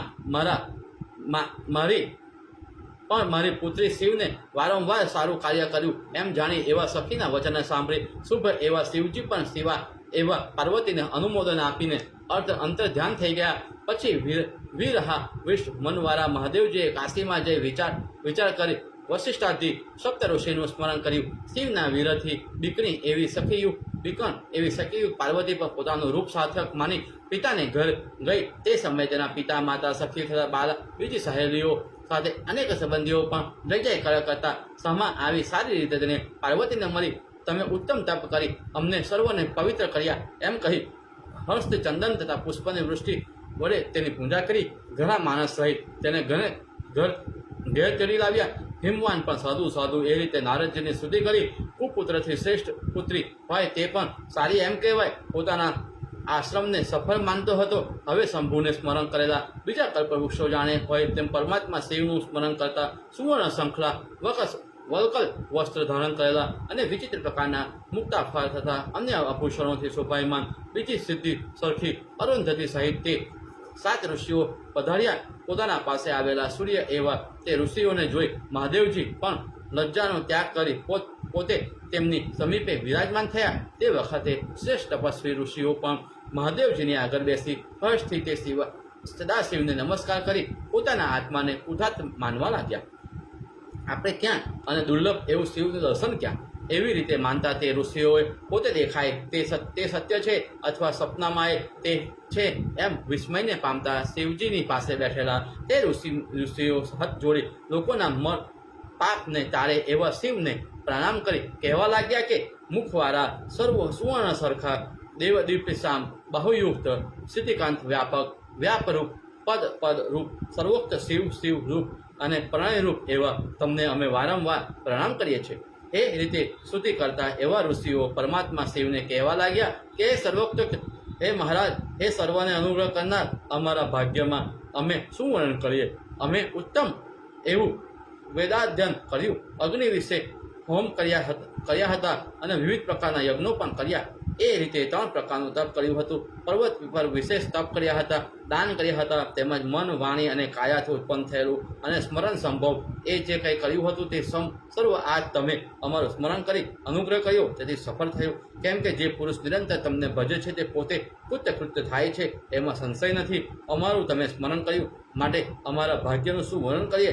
કારણ યોગીઓના મનમાં પણ જ્યાં પહોંચે નહીં ત્યાં અમે તે કોણ માત્ર જેમ થીંગડા માણસને ઊંચા વૃક્ષો વિશે રહેલું ફળ પ્રાપ્ત થવું દુર્લભ, મૂંગાને વાંચા પ્રાપ્ત થવી દુર્લભ, દરિદ્રને નિધિ દર્શન થવું દુર્લભ, પંગુને લૂલાને પર્વત ઉલ્લંઘન કરવાનું દુર્લભ, વંધ્યાને જેમ પુત્ર પ્રાપ્ત થવો દુર્લભ, તેમ હે પ્રભુ દુર્લભ એવું તમારું દર્શન અમને થયું. માટે આજથી તમે લોકોના માન્ય તથા પૂજ્ય થયા. હે દેવ, તમારી કૃપાથી અને મોટા પદને પ્રાપ્ત થયા. આ પ્રસંગને ઘણું કહ્યા પડે અમે માન્ય પાત્રને પ્રાપ્ત થયા. હે શિવ, પૂર્ણ એવા પાપને શું કામ છે એ તે કર્તવ્ય અમારી ઉપર કૃપા કરી સેવક સરખું યોગ્ય કાર્ય હોય તો એ આજ્ઞા કરો. એવા તે ઋષિઓને કહેવા લાગ્યા. ઋષિઓએ તમે તો હંમેશા પૂજ્ય છો, કાંઈ પ્રયોજન માટે તમારું સ્મરણ કર્યું છે. મારી આકાશદીપ 8 મૂર્તિઓ ઉપકારક એવા તમે જાણો છો. તેમ અત્યારે પણ તુરતમાં એવા તારકાસુરથી દેવતાઓને દુઃખ ઉત્પન્ન થયું છે ને બ્રહ્માએ તેને વરદાન આપ્યું છે. માટે હું શું કરું? એ પરમ ઋષિઓ, મારી 8 મૂર્તિઓ જે કહી છે તે ઉપકારક માટે જ છે, શરૂઆત માટે છે એ સ્પષ્ટ છે. તેમજ તે દેવતાઓના ઉપકાર માટે પાર્વતી સાથે હું વિવાહ કરવાની ઈચ્છા કરું છું. તે પાર્વતીએ પર મહર્ષિઓની દુષ્કર એવું તપ કરેલું છે, માટે તેને તેના હિતરૂપ અભિષ્ટ વરરૂપ ફળ દેવું છે. માટે તમે હિમાચલના ઘર પ્રત્યે જાઓ અને ત્યાં જઈ હિમાચલને ત્યાં તેની પત્ની મેનાને સમજાવ્યું એ જે રીતે ઉત્તમ કાર્ય થાય તે રીતે પ્રયત્ન કરો. હે ઋષિ સતમ, તેની પુત્રી સાથે હું મારો વિવાહ કરવા ઈચ્છું છું. માટે હિમાચલને ઘેર ગુણવાન પાર્વતીના નામે કન્યા છે, તેની હિમાચલ પાસે તમે મારા માટે માંગણી કરો ને દેવતાઓનું જે રીતે હિત થાય તે રીતે તેને કહો.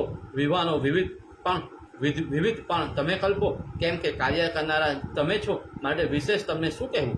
એવા મહાદેવજીના વચન સાંભળી નિર્મળ અંતઃકરણવાળા તે સર્વ મુનિઓ પ્રભુ પતે આપણી ઉપર અનુગ્રહ કર્યો એમ જાણી આનંદ પામી આપણને ધન્ય મોટા તથા કૃતજ્ઞ થયા. કેમ કે બ્રહ્મા અને તથા વિષ્ણુને વંદન કરવા લાગ્યા. સર્વાર્થ સાધક આ શંકર લોકોને કાર્ય કરવામાં પ્રેરણા આપે છે. આ શંકર જગતના સ્વામી છે અને પાર્વતીની પણ જગતની જનની છે. એ માટે આ યોગ્ય એવો સંબંધ દ્વિતીયના ચંદ્રની પેઠે સદા વૃદ્ધિ પામતો થાય. એવી રીતે કહી આપણું સુખ પૂર્ણ હશે જે શિવજીએ આપણી આવા કાર્યમાં યોજના કરી. એમ ચિંતન કરતા તે દિવ્ય એવા ઋષિઓ હર્ષથી શિવજીને નમસ્કાર કરી આકાશ માર્ગે જ્યાં હિમાલયનું પૂર હતું ત્યાં ગયા. દિવ્ય એવા તે હિમવાનના પૂર જોઈ અતિ વિસ્મયને પ્રાપ્ત થયેલા તે સર્વ ઋષિઓએ આ તે શું એમ જાણી પરસ્પર આવી રીતે સ્પષ્ટ કહેવા લાગ્યા કે ઋષિ સતમ, અલકા નામની કુબેરની પુરીથી, ભોગવતી નામની નાગની પુરીથી અને સ્વર્ગમાં રહેલી અમરાવતી નામની ઇન્દ્રથી પુરીથી પણ આ હિમાચલની પુરી તો શોભા વિશેષ દેખાય છે. કેમ કે જ્યાં વિવિધ પ્રકારના સ્ફટિક મણિજડિત સુંદર મંદિરો શોભે છે, તેમજ મણિઓથી રચેલા વિવિધ પ્રકારના આંગણાઓ, સૂર્યકાંત અને ચંદ્રકાંત મળ્યું, ઘેર ઘેર વિચિત્ર પ્રકારના સ્વર્ગીય વૃક્ષો તથા ઘેર ઘેર તોરણોની શોભા દેખાય છે. શુભ અને હંસ કોતરેલા વિચિત્ર પ્રકારના ચિત્રયુક્ત વિમાન જ્યાં શોભે છે, વિચિત્ર પ્રકારના ચંદરવા વસ્ત્ર અને પલ્લવના તોરણોની શોભા દેખાય છે. અનેક જળાશય, વિવિધ પ્રકારની વાપીઓ, પ્રફુલ્લિત એવા વિવિધ પ્રકારના ઉદ્યાનો, અનેક પક્ષીઓ, હંસના શબ્દો તથા બધા પુરુષોના દેવતા સરખા તથા સ્ત્રીઓમાં અપ્સરા સરખી દેખાય છે. પરસ્પર વિરુદ્ધ એવા તમે શું રૂપનું કહેશું? એવા તેમનું શું રૂપ કહેશું? હે ઋષિવરો, આ હિમાલયની નગરી શોભાનું શું વર્ણન કરીએ? અને બીજા યાજ્ઞિક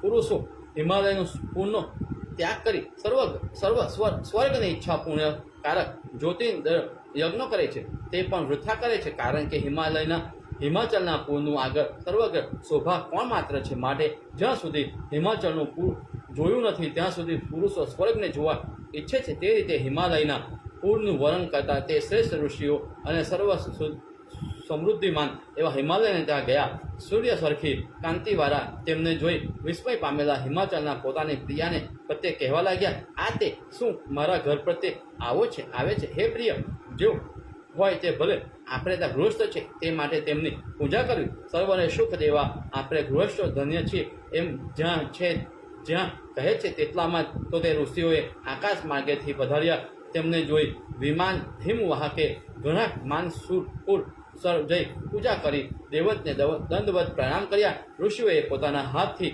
હિમવાનનો હાથ ગ્રહણ કરી કલ્યાણ કલ્યાણ કલ્યાણ એ રીતે કહ્યું. તે જ વખતે હિમવાને તેમને આગળ કરી મારો ગૃહસ્થાશ્રમ ધન્ય છે એમ કહી આસન લઈ ભક્તિપુર સર તેમને આસન આપ્યું. આસન ઉપર બિરાજમાન થયેલા તેમણે આજ્ઞા પામેલા હિમવાન પણ પોતે બેઠા. પછી હિમવાન તેજોમય એવા ઋષિઓને પ્રત્યે કહેવા લાગ્યા કે હે વિષ્ણુરૂપ એવા તમે મારા ઘરે પધાર્યા, માટે આજે હું ધન્ય થયો, કૃત્ય થયો અને મારું જીવિત સફળ થયું. તેમજ લોકોના દર્શનીય તથા ધીર તથા તીર્થ સમાન પવિત્ર થયો. પૂર્ણ એવા આપના દિન એવા અમે શું સેવા કરીએ? દિનોના દુઃખ ટાળવા સારું તેમના ઘરોમાં તમારા જેવા સત્પુરુષોનું આગમન થાય. માટે તમે પણ મારા ઘરને પાવન કરવા માટે જ પધાર્યા છો. તો પણ સેવક સરખું કંઈ કાર્ય હોય તો આપ બતાવો, તેથી મારો આશ્રમ સફળ થાય. મોટાઓની આજ્ઞાથી માણસ યશ તથા લોકોમાં માન્યતા પામે છે. હે માટે ઋષિઓ કોઈ પણ કાર્યમાં તમે મને આજ્ઞા કરો. એવા હેમવાનના વચન સાંભળી અત્યંત હર્ષિત થયેલા તે ઋષિઓએ વારંવાર શિવનું સ્મરણ કરી ગિરિરાજને કહેવા લાગ્યા કે તમે ધન્ય છો, કૃતજ્ઞ છો, ભાગ્યવાન છો, કેમ કે પ્રજાને સુખ કરવાની કામનાવાળા કલ્યાણ કરનાર શિવ પરોપકાર માટે અમારા મુખથી પોતે તારી પુત્રીની યાતના કરે છે, માટે તેને કન્યા આપ. કારણ કે તેમ કરવાથી જગતના ગુરુ એવા મહાદેવનો પણ તું માન્ય થઈશ એવા તેમાં સંશય નથી. એના અનુગ્રહથી તારી પુત્રી જગતની માતા થશે, કેમ કે ઉપનિષાદા શસ્ત્રમાં શિવને જગતના પિતા કહ્યા છે અને શિવની ને પત્ની જગતની માતા કહી છે. માટે તે શિવને તારે કન્યા આપી, જેથી તારો જન્મ સફળ થશે. એવા ઋષિઓના વચન સાંભળી ગિરિરાજે તેઓ પતે કહેવા લાગ્યા કે રુધિ સિદ્ધ કીર્તિ તથા મારી શોભામાં રૂપ એવા મેના નામે મારી સ્ત્રી મારું અડધું શરીર છે. તેમ કહી તેને મેનાનો અભિપ્રાય લઈ પસંદ થઈ તે પુત્રીના અવયવ શણગારી તેણે ઋષિઓના ખોળામાં બેસાડી બોલ્યો કે હે ઉત્તમ ઋષિઓ, જે તમે માંગ્યું તે આ ભેટ કન્યા રત્ન મેં તમને આપ્યું.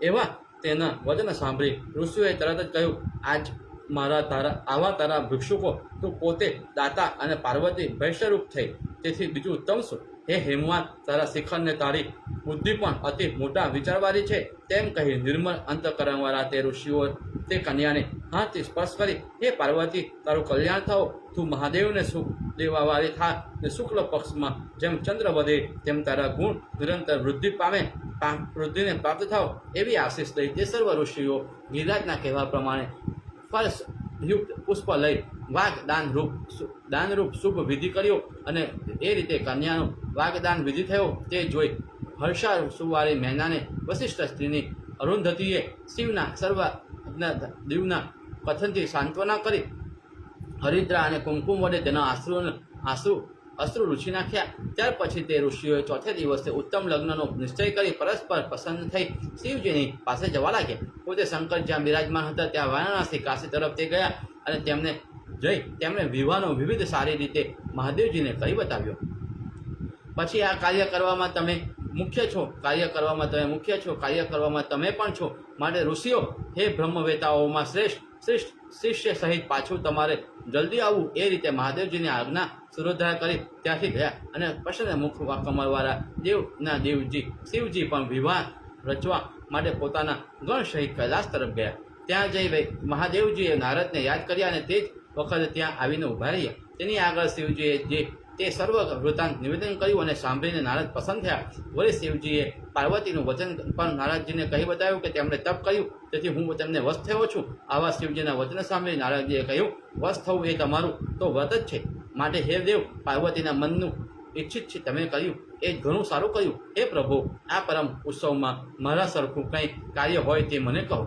એવા નારદજીના વચન સાંભળી શિવજીએ કહ્યું કે આ કાર્ય જે કર્યું તે તમારું વચન પાળવા સારું જ કર્યું. મને દેવતાઓને નિમંત્રણ આ કામ તારે કરવાનું. બ્રહ્મા, વિષ્ણુને, બીજા શ્રેષ્ઠ દેવતાઓને તથા શ્રેષ્ઠ ઋષિઓને પણ પ્રયત્ન કરી તારે નિમંત્રણ આપું. સર્વ માતૃગણને તથા યક્ષ ગંધર્વોને પણ કહેવું, અહીં જે આ ઉત્સવમાં નહીં આવે તો તેઓ દેવો કોઈ દિવસ પણ મારા ગણાશે નહીં. હે બ્રહ્મન, નારદ તથા શિવને પ્રણામ કરી સર્વ દેવતાઓ પાસે જઈ પ્રથમ શંભુએ જે કહ્યું તે કહી પાછા મનના વેગથી પેઠે તત્કાળ મહાદેવજી પાસે ગયા. ઇતિ શિવ પુરાણે જ્ઞાન સહિતામાં ગુજ્જર ભાષામાં શિવ નિમંત્રમ નામો પંચોધ્યાય સમાપ્ત. મિત્રો, જ્ઞાન સંહિતાનો અહીંયા 15મો અધ્યાય પૂર્ણ થયો. શિવજીના લગ્નની તૈયારીઓ થવા માંડી છે, આમંત્રણો વહેંચાવા માંડ્યા છે. આ બાજુ હિમાલયની અને એમની પત્ની મેના પણ એના માટે રાજી ખુશખુશી થઈ ગયા છે અને આમંત્રણો વહેંચવા માટેની જવાબદારી પણ કોને સોંપવામાં આવી? શિવજી તરફથી. તો નારદજીને સોંપવામાં આવી અને શિવજીએ પણ કહ્યું કે જે દેવી દેવતાઓ મારા લગ્નમાં આવશે નહીં તે મારા ગણાશે નહીં. એટલે એમણે પણ પોતાના લગ્નની એટલી ઉત્સુકથી ઈચ્છાથી આમંત્રણ આપવાની શરૂઆત કરી અને નારદજી એ માર્ગે નીકળી ચૂક્યા છે. હવે આગળ આપણે શિવ મહાપુરાણ કથામાં આગળ વધીએ અને 16મો અધ્યાય આપણે આગળ ચલાવીએ. તે પહેલાં આપ સૌ મારા શિવ ભક્તોને મારે એક જ નમ્ર વિનંતી છે, આપ જ્યાં બેઠા હોય ત્યાંથી હર હર મહાદેવનો નાદ કરો. હર હર મહાદેવ, હર હર મહાદેવ, હર હર મહાદેવ. આજે શ્રાવણનો સોમવાર શિવમય થવાનો સોમવાર, શ્રાવણ માસમાં શિવમય બનીએ, ભક્તિના એકાઉન્ટમાં ક્રેડિટ કરીએ, શ્રાવણ માસમાં શિવમય બનીએ, ભક્તિના એકાઉન્ટમાં ક્રેડિટ કરીએ. એ જ આપણે આશ્રયથી આપણે આ શિવ મહાપુરાણ કથાનું વાંચન કરી રહ્યા છે, સમજવાનો પ્રયત્ન કરી રહ્યા છે. તેને આપણે આગળ વધારીએ. અધ્યાય 16મો. સોનાદિક ઋષિઓ ત્યારે શિવજીની સેવાને ઈચ્છતા સર્વ દેવતાઓ પોતાના ઉપકરણ, વિવાહની સામગ્રી મહાદેવની સેવા માટે મોકલવા લાગ્યા. એ રીતે ઇત્યાદિક સર્વ દેવતાઓએ વિવાહના સાધન સામગ્રીમાં પોતાના ઉપકરણ મોકલ્યા. ગંધર્વ તથા અપ્સરાઓ ત્યાં જઈ વાત નાચ નૃત્ય કરવા લાગી. બ્રહ્મા આદિ લઈ 7 માતૃઓ હસ્તી ઘટતી શિવજીને અલંકાર પહેરાવતા હતા. પૂર્વ એવા શિવને શું કર્તવ્ય છે કંઈ પણ નહીં. તથાપિ તે સર્વપ્રિય ને કરવાની ઈચ્છાથી અલંકાર વિધાન કરતા હતા. તેને તો સ્વાભાવિક વેશ અને આભૂષણાદિત છે. હે ઉત્તમ ઋષિઓ, શિવજીને મુકુટરૂપ ચંદ્ર થયો, લલાટ પર રહેલું ત્રીજું નેત્ર તિલકરૂપ થયું, કાનમાં મણિમય આભૂષણ એવા સ્વાભાવિક આભરણ છે. આભરણ ચંદનના સ્થાને ઠેકાણે વિભૂતિ થઈ, ચર્મ રેશમી વસ્ત્રરૂપ થયું. વિવિધ પ્રકારના મણિ અને સર્પના આભરણો એટલે કે આભરણ રૂપ વિવિધ પ્રકારના સર્પો મણિરૂપ થયા. એ વખતે મહાદેવના પ્રભાવથી સર્વ લૌકિક રજા અલંકાર તિરસ્કારને પ્રાપ્ત થયા. તે વખતને થઈ શકે એવું સુંદર રૂપ થયું. એ રીતે શિવ પોતે સાક્ષાત ઈશ્વર છે તો પણ ઐશ્વર્યને પ્રાપ્ત થયા હોય એવા દેખાતા હતા. તે વખતે તેના ગૌરવ વિવિધ પ્રકારના વાદ્યો વગાડતા. એટલા વખતમાં દેવતાઓ મહાદેવજીની સેવા માટે ત્યાં આવ્યા. તેમાં બ્રહ્મા તો હંસ ઉપર બેસી ઋષિઓ સહિત ત્યાં આવ્યા. એ રીતે પોતાના ઠાઠમાઠ સહિત બ્રહ્માદિક દેવતાઓ પણ ત્યાં આવી ભૂતપતિ એવા ઈશ્વરને નમસ્કાર કરી વિરાજમાન થયા. કેટલામાં શંખ ચક્રાદિ ચિહ્નિત શોભિતા પોતાના સેવક એવા સનાદિક સાથે વિષ્ણુ પણ ગુરુ સહિત ત્યાં આવી શિવજીને નમસ્કાર કરી તેની આગળ ઊભા રહ્યા. કેટલામાં જ પોતાના આટોપ સહિત ઇન્દ્રાદિક દેવતાઓ ઇન્દ્ર, યમ, કુબેર, વરુણ અને પોતાના ચિહ્ન સહિત પોતાના પણ બીજા પણ લોકપાલ દેવતાઓ પણ ત્યાં આવ્યા. 8 વસુ, 12 સૂર્ય અને અનેક ઋષિઓ પણ ત્યાં આવ્યા. ગંધાદિક સર્વ નદીઓ, સર્વ સમૃદ્ધ ગંધર્વ અપ્સરાઓ અને સર્વ નાગો પણ ત્યાં આ સેવાઓનો અવસર લેવા આવી પહોંચ્યા. એમ જાણી મોટા હર્ષથી ત્યાં આવ્યા. પછી તે દિવસે ત્યાં શોભિતા ભાવયુક્ત એવા દેવતાઓના વિભાગથી પોતપોતાના વ્યૂહ રચ્યા. અને ત્યાર પછી પરમ સંતુષ્ટ એવા શિવ દેવતાઓને આગળ કરી ઉત્તમ એવા તે કૈલાસ પર્વતથી નીકળ્યા. મહાદેવજીએ આજ્ઞા કરેલા તે દેવતાઓના પરસ્પર સાથે રહીને શંકર પસંદ થાય એવા વાદ વિશેષ કરી શબ્દ કરતા હતા.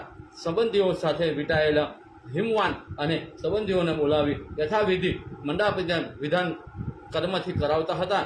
તેમજ નાના પ્રકારના ચિત્રવાળા તોરણ અને વિચિત્ર પ્રકારના ધ્વજ પર હર્ષથી ઊભા કરાવતા હતા. બીજા રમ્ય એવા પર્વતો પણ ચેતનાત્મક જંગમ ઉપર ધારણ કરી તેમજ તેમની સ્ત્રીઓ, પુત્ર તથા પુત્રીઓ તેવા જ રૂપ વસ્ત્ર અલંકાર ધારણ કરીને સર્વ હિમવાન પ્રત્યે ઘર પ્રત્યે આવીને તેના ઘરનું કાર્ય કરતા હતા. હે ઋષિ સતમ, હે હિમવાન, તે હિમવાન શિવજીને કન્યાદાનમાં માટે પાર્વતી નામની પોતાની કન્યાને આપવાની તકરારી સ્નાન કરાવી શણધારી તેની શોભાનું શું હું વર્ણન કરી શકું તેમ નથી.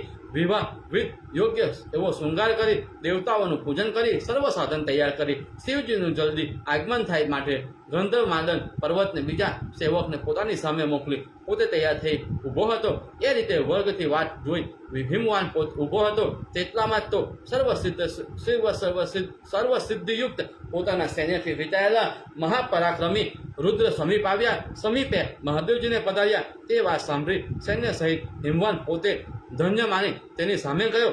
જાનમાં દેવતાઓની સેનાને જોઈ હિમવાન વિસ્મય પામ્યો. તેમજ દેવતાઓને પણ તેના સૈન્યને જોઈ પરમ વિસ્મયને પ્રાપ્ત થયા. આ સમયે પર્વતોની તથા દેવતાઓની મળેલી સેના શોભતી હતી. હિમવાન તો પોતે બે સેનાને સમૃદ્ધ 2 સમુદ્ર છે એમ માનતો હતો. પછી દેવતાઓ તથા પર્વતો પરમ હર્ષથી પરસ્પર મળી પોતાના આત્માને કૃત્ય માનતા હતા. પછી હિમવાન સારી રીતે રચેલા સુંદર શિબિર ઉતારા પ્રત્યે દેવ સૈન્યને મોકલી જ્યાં વિવાહની વિધિ હતી ત્યાં પોતે ગયા.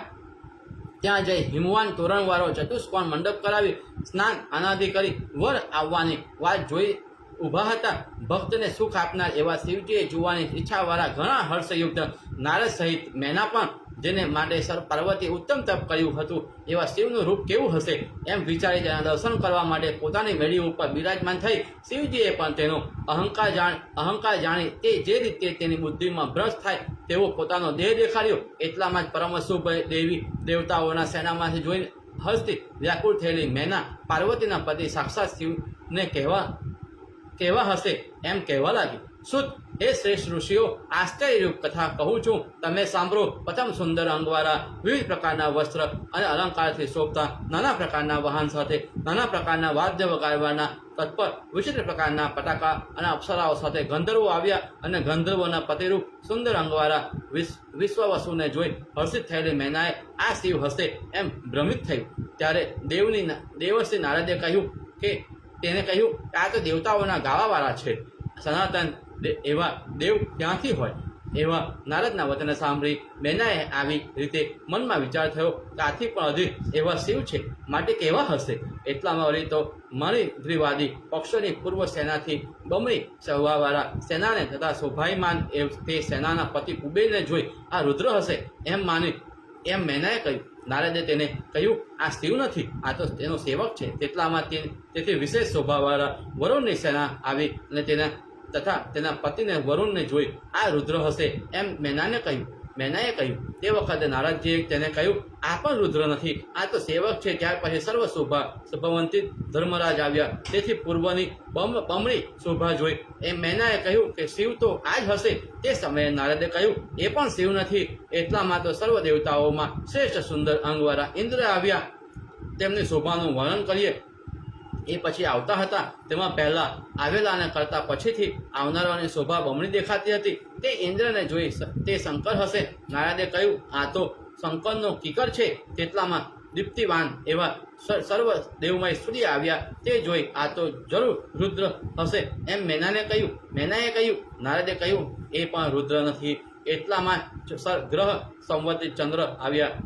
તેની બમણી શોભા જોઈ આ જ રુદ્ર હશે એમ મેનાએ કહ્યું. નારદે કહ્યું, ના, આ પણ રુદ્ર નથી. એવા નારદના વચન સાંભળી મેના પોતાના મનમાં કહેવા લાગી, કુળને પણ સુખ દેનારી પુત્રીને ધન્ય છે.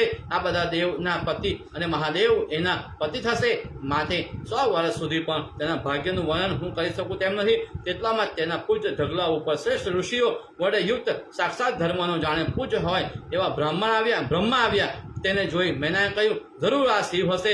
નારદે કહ્યું, એ પણ શિવ નથી. એટલામાં જ મેઘ સરખા શ્યામ 4 બાહુવાળા પીતાંબર ધરેલા શ્રી વસ્ત્ર ચિહ્નવાળા લક્ષ્મીના પતિ શંખાદિક લક્ષણોને કરી યુક્ત મુક્તા દિક આભૂષણોથી શોભતા અષ્ટસિદ્ધિ સંવિત ઉર્દિત કંદમ અને સમાન લાવણ્યવાળા પ્રસન્ન મુખ કમરવાળા શાંત પોતાના ભક્ત સ્વમિત ગરુડના વાહનવાળા શ્રીયુક્ત અપ્રેમ પરાક્રમવાળા વિષ્ણુ પધાર્યા.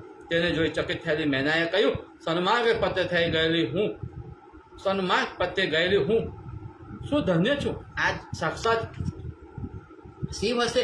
તેને નારદે કહ્યું, એ નથી. એથી પણ એ શિવ તો અધિક છે. એના રૂપનું વર્ણન કરવા કોણ સમજ થાય? એટલામાં મુનીશ્વર એવા ભૂર્ગાવેદિક ઋષિઓ ગંગાદિક સર્વ તીર્થો તથા શિષ્ય શાખા સહિત આવ્યા. કલ્પવૃક્ષની પેઠે ઈચ્છિત અર્થને પામનાર કામધેનુ આદિ શ્રેષ્ઠ વસ્તુઓ સાથે બીજા તેજના રાશિ સમાન પોતાની શાખાનું અધ્યયન કરનાર સુખી એવા તે ઋષિઓના મધ્યમાં રહેલા બૃહસ્પતિને જોઈ આ શિવ હશે એમ મેનાએ કહ્યું. નારદે કહ્યું, આ શિવ નથી, નિર્ગુણ તથા ગુણવાન એવા હર તો પાછળ છે. એવા નારદના વચન સાંભળી માનવતી મેના પોતાના મનમાં વિચાર કરવા લાગે કે ત્રિલોકીય એ જે સારું હતું તે બધું તમે જોયું. હવે તમે રુદ્ર કેવા હશે? એટલામાં તો રુદ્ર પધાર્યા. તેને જાણે નારદે કહ્યું, હે સુંદરી, આ સાક્ષાત શંકર આવે છે અને તેને તું જો. એવા નારદના વચન સાંભળી હર્ષિત થયેલી તે હર્ષથી શંકરને જોવા લાગી. તેટલામાં જ વાયુ સમૂહના રૂપ ધારેલા વસ્ત્ર તથા પાંદડાના શબ્દવાળા કેટલાય ત્યાં આવ્યા. તે વખતે નારદજી અંગુલી નિર્દેશ કરી સુંદર મુખવાળી મેનાને કહેવા લાગ્યા, હે સુંદરી, આવેલા એવા હરખના સેવકને તું જો. બીજા પણ આવે છે તે પણ જો. એમ જ્યાં નારદજીને તેને કહે છે તેટલામાં તો તું બીજા શુદ્ધ ભૂત તે પિશાચના ગણ આવ્યા. તેના કેટલાક વાંકા મોઢાવાળા, કેટલાક કુરૂપ, કેટલાક વિકરાળ, કેટલાક શ્યામ, કેટલાક લંગડા, કેટલાક રૂવાયુક્તવાળા અંગવાળા કેટલાક દંડ તથા પાપ કરનારા, કેટલાક મોડીલા એટલે કે મુગ્ધર ધરેલા, કેટલાક વિરુદ્ધ વાહનવાળા, કેટલાક દુર્ભાષણ કરનારા, કેટલાક ડમરું વગાડનારા, કેટલાક બિલાકાર શબ્દ કરનારા, કેટલાક તાળીઓ તથા સિંગડાના શબ્દ કરનારા એવા અસંખ્ય ભૂતાદિક આવ્યા.